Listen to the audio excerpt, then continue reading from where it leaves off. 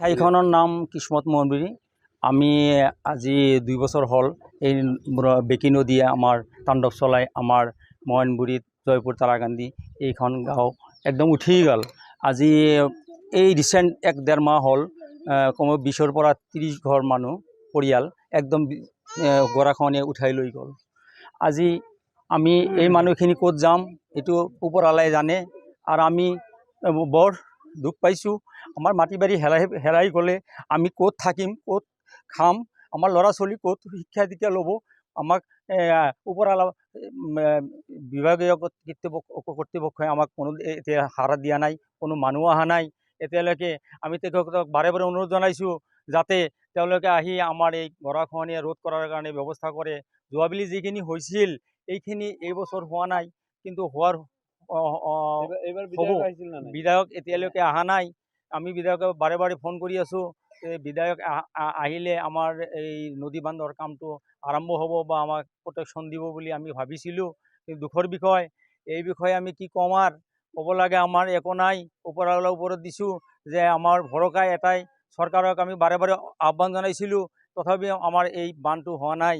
আমি আশা কৰোঁ অহা দিনত যাতে যিখিনি মাটি বাৰী আছে যদি বান্ধটো হয় তথাপিও আমাৰ পৰিয়াল বা আমি জীয়াই থকাৰ বা আমাৰ ঘৰ বাৰী যিখিনি গৈছে আৰু অলপখিনি যিখিনি আছে থাকিলেও তথাপিও আমি এটা শান্তি পালোঁ হৈ।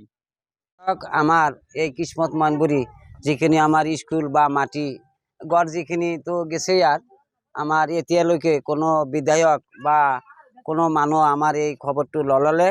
আমি তেওঁক আমি বাৰ ফোনে বা মানুহৰ দ্বাৰা তাক জোৰসূত্ৰ কৰিছোঁ, কিন্তু সিহঁতে আমাৰ এই ডাকৰ কোনো সাড়া নিদিলে। আমি তাৰ কাৰণে দুঃখিত। আৰু আমাৰ আগন্তুক দিনে যে আমাৰ এই মাটি বাৰী এই গৰাখহনীয়াই লৈ গ'ল, আমাৰ এইখিনিৰ কি ব্যৱস্থা চৰকাৰে ল'ব বা আমি আশাবাদী বা আৰু সিজনে জানি আকৌ আমাৰ এই আহি এই গৰাখহনীয়াৰ মানুহৰ দুখ বা কি হৈছে এইটো চাই যাবহে।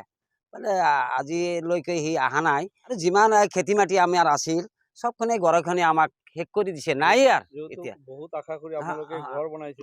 আশা কৰি আমি এটা পকা ঘৰ বনাইছিলোঁ। আমি নহয় আৰু আমাৰ গাঁৱৰ মানুহ বেলেগে বনাইছিলে, সবগুলা মানে আমাক গৰাখহনীয়াই লৈ গৈছে। এতিয়ালৈকে আমাৰ ঘৰ নাই। এখন আমি আগন্তুক দিনে যে কেনেকৈ চলিম, আমি ৰাস্তাত বা খেতে খামাৰত কেম্প কৰি ৰৈছোঁ। আমি ক'ত যাম আৰু কি কৰিম, আমাৰ আৰু দেখাৰ মানুহ নাই ইয়াতে।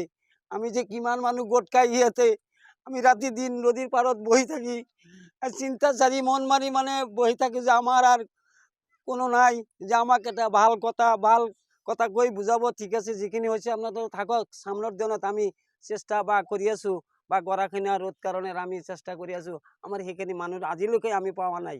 আমি জীয়কৰ বান্ধটো আমাক যিখিনি ষ্টাৰ্ট কৰিছিল এই যোৱা বছৰ কৰিলে, যদি সোনকালে কৰিলে আমাৰ আজিলৈকে এই ক্ষতিগ্ৰস্ত আমাক নহ'লেহেঁতেন। কিন্তু সিহঁতে কি কৰিলে, বেলেগ মানুহক দি মানে কামটো লেঙিজিনি হ'ল।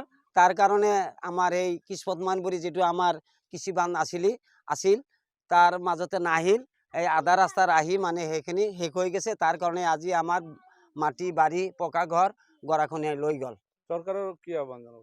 সরকারক আমি আহ্বান জানাই যে সামনের দিনে আমার যিখিনি যা হয়েছে, আমার যিখিনি হয়তো মানুষের জীবন আছে ইয়াতে আমি রাস্তাত আছো, সামনের দিনে যেন আমাকে একটু ভাল চিন্তা চর্চা সরকারে করে, এইখিনি মোৰ অনুৰোধ।